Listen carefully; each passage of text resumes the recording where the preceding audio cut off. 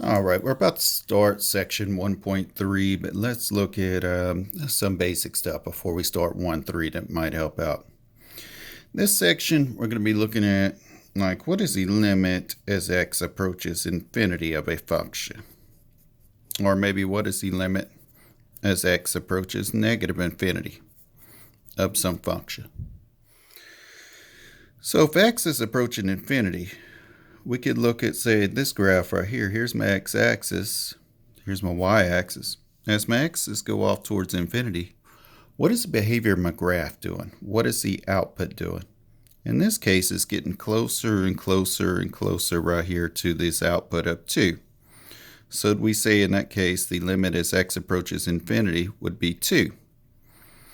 How about the limit as x approaches negative infinity? This particular graph, as my x's go bigger and bigger negative, what happens to my function? It keeps going down and down, so we'd say it goes to negative infinity. So this one would be, we said it goes to 2, that one goes to negative infinity. Now, that's just making a guess based off the graph, a conjecture.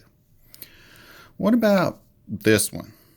How about, let's look at this graph. Limit as x approaches infinity of this function, and limit as x approaches negative infinity of this function. We'll say that's an x-axis. We'll say that's a y-axis. As my x values go off towards infinity, my graph just keeps going up and up. So we could guess that this one goes off to infinity. Oh, wrong one. Guess that one goes off to infinity. And what about x goes off to negative infinity? As my x values go off to negative infinity, my graph keeps getting smaller and smaller, or decreases without bound. We could say it looks like it goes to negative infinity there. All right. So what we're going to be doing in this section is we're going to be looking at the end behaviors like that. What happens at the end of a graph? Let's look first of all at this stuff. Let's build some kind of, let's come up with some kind of way we can see if we could guess this limit right here. Limit as x approaches infinity of 1 over x. Let's think about what happens. 1 stays fixed, and my x values get bigger and bigger and bigger. So we might have like 1 over 1. Then we might have 1 over 2. Then we might have 1 over 5. Then we might have 1 over 100. Then we might have 1 over 1,000, okay? X's keep getting bigger, 1 stays fixed. So what happens here? This has a value of 1. This has a value of 0.5. This has a value of 0.2. This has a value of 0.01. How about this one? 0.001, right? Remember, 10th, 100th, 1000th. So what happens if the top stays fixed at 1, but the bottom keeps getting bigger and bigger? The whole value of the fraction gets what? Smaller. So we're going to guess this thing goes towards 0. How about this one? As x goes towards negative infinity, it might be like 1 over negative 1, 1 over negative 2, 1 over negative 5, 1 over negative 100, 1 over negative 1,000. Now, these are just arbitrary, basically. Okay, I'm just picking bigger and bigger negative numbers because I'm increasing. My x is going towards negative infinity. Gives me negative 1. That's negative 0.5. That's what negative 0.2 this is. Negative 0.01. This is negative 0.001. So what happens in this case?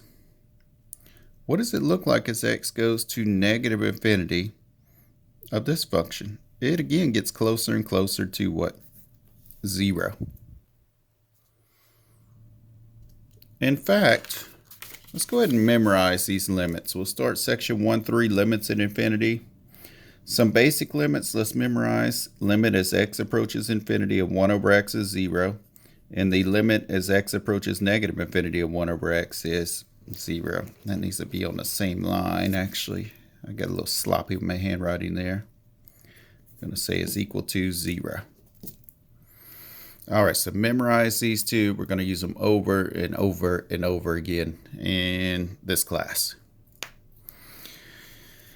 All right, then your book talks about limits in infinity in formal view. Basically what it says, okay, if the limit exists, then we write it as limit as x approaches infinity of f of x is equal to some number L. And we could say the same thing if the limit exists as x approaches negative infinity. We'll call that L. All right, then it goes on to say, if either of these limits hold, like it's some number right here, we call the line y is equal to L a horizontal asymptote of the graph of f. It's kind of like what we looked at just a minute ago here.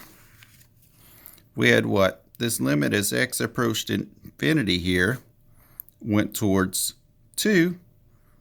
So we could say that we have a horizontal asymptote at y is equal to 2.